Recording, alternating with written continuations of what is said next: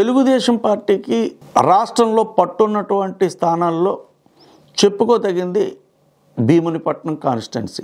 గతంలో జరిగిన ఎన్నికల్లో ఎక్కువసార్లు భీమునిపట్నం నుండి తెలుగుదేశం పార్టీ అప్రత్యాశంగా విజయం సాధించడం జరిగింది. అయితే ఒకసారి ప్రజారాజ్యం పార్టీ విజయం సాధించింది, అలాగే కాంగ్రెస్ పార్టీ కూడా ఒకసారి విజయం సాధించడం కూడా జరిగింది. అయితే ఇప్పుడు చెప్పుకోవాల్సింది ఏంటంటే, ప్రస్తుతానికి వైఎస్ఆర్సీపీ అభ్యర్థిగా అవంతి శ్రీనివాస్ ఆయన్ని మార్చే అవకాశం లేదని, ఎందుకంటే ఒకవేళ మారిస్తే ఈ పాటికే నియోజకవర్గ సమన్వయకర్తలను కొత్త వారిని వేస్తున్నటువంటి సందర్భంలో భీమిలికి కూడా వేసేవారు కాబట్టి ఆ రకమైనటువంటి పని జగన్మోహన్ రెడ్డి చేయలేదు కాబట్టి ఖచ్చితంగా అవంతి శ్రీనివాస్ ఆయన వైసీపీ అభ్యర్థిగా ఆయన రంగంలో దిగబోతున్నారు. దానికి తగ్గట్టుగానే ఆయన కూడా విస్తృతంగా పర్యటనలు చేస్తూ అందరూ కార్యకర్తల్ని అలాగే ప్రజల్ని కలుస్తూ వాళ్ళతో మమేకమవుతూ తన కార్యక్రమాలు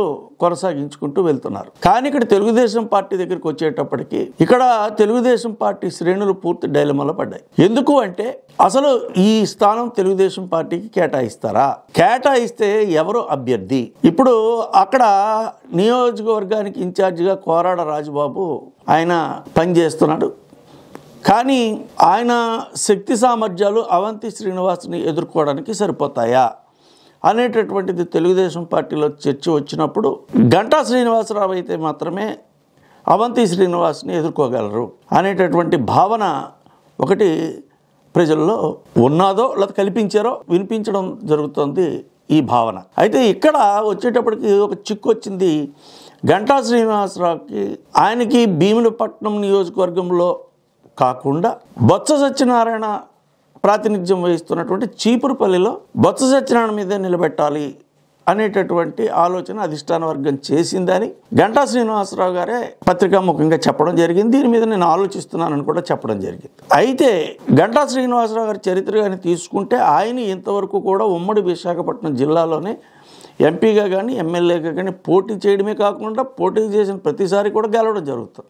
అలాగనే ఆయన ఈసారి కూడా ఉమ్మడి విశాఖపట్నం జిల్లా ఏదైతే ఉందో దానికి సంబంధించినటువంటి ఆయన గతంలో ప్రాతినిధ్యం వహించినటువంటి భీమునిపట్నం నుంచి పోటీ చేయాలనేటటువంటి పట్టుదలతో ఆయన ఉన్నారు. కానీ ఇక్కడ జనసేన తీసుకున్న 24 స్థానాల్లో 5 స్థానాలు ప్రకటిస్తే మిగిలినటువంటి 19 స్థానాల్లో భీమిలి ఉందా, ఒకవేళ భీమిలి ఉంటే ఎవరిని అభ్యర్థిగా నిర్ణయిస్తారు అనేటటువంటిది ఇక్కడ తెలుగుదేశం జనసేన ఈ శ్రేణుల్లో ఒక అయోమయం నెలకొంది. ఎందుకంటే వైఎస్ఆర్సీపీ ఎమ్మెల్సీ వంశీకృష్ణ శ్రీనివాస్ యాదవ్ ఆయన పార్టీకి రాజీనామా చేసి జనసేనలో చేరినప్పుడు ఆయన ఖచ్చితంగా ప్రకటించింది ఏంటంటే, భీమిలి నుంచి నేను పోటీ చేస్తాను అని చెప్పి ఆయన చెప్పడం జరిగింది.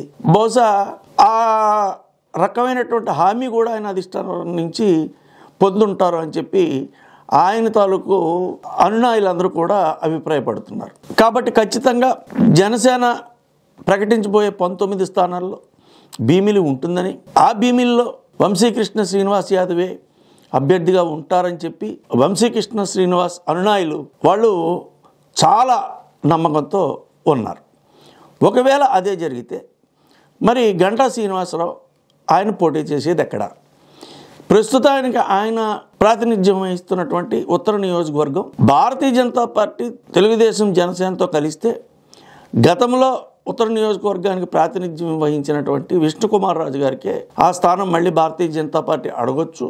అలాగనే ఆ స్థానం కూడా కేటాయించే అవకాశాలు ఎక్కువ ఉన్నాయి. మరి అటు తూర్పు నియోజకవర్గంలో స్థానిక శాసనసభ్యుని ఆల్రెడీ ప్రకటించారు. అలాగనే పశ్చిమ నియోజకవర్గానికి వచ్చినప్పుడు గణబాబుని ప్రకటించడం జరిగింది, ప్రస్తుత శాసనసభ్యుడు. ఎటొచ్చి దక్షిణ నియోజకవర్గం దగ్గరికి వచ్చేటప్పటికి ఒక డైలమా. దక్షిణ నియోజకవర్గంలో ఇన్ఛార్జిగా ఉన్నటువంటి గండి బాబ్జీ ఆయనకి టికెట్ ఖచ్చితంగా వస్తుందని ఆయన ఆ భావనలో ఉంటే, ఒకవేళ భీమిలి నియోజకవర్గం కానీ జనసేనకు కేటాయిస్తే దక్షిణ నియోజకవర్గంలో గంటా శ్రీనివాసరావు పోటీ చేసే అవకాశాలు కూడా కొట్టిపారేలేమని చెప్పి మరి రాజకీయ వర్గాలు అయితే భావిస్తున్నాయి.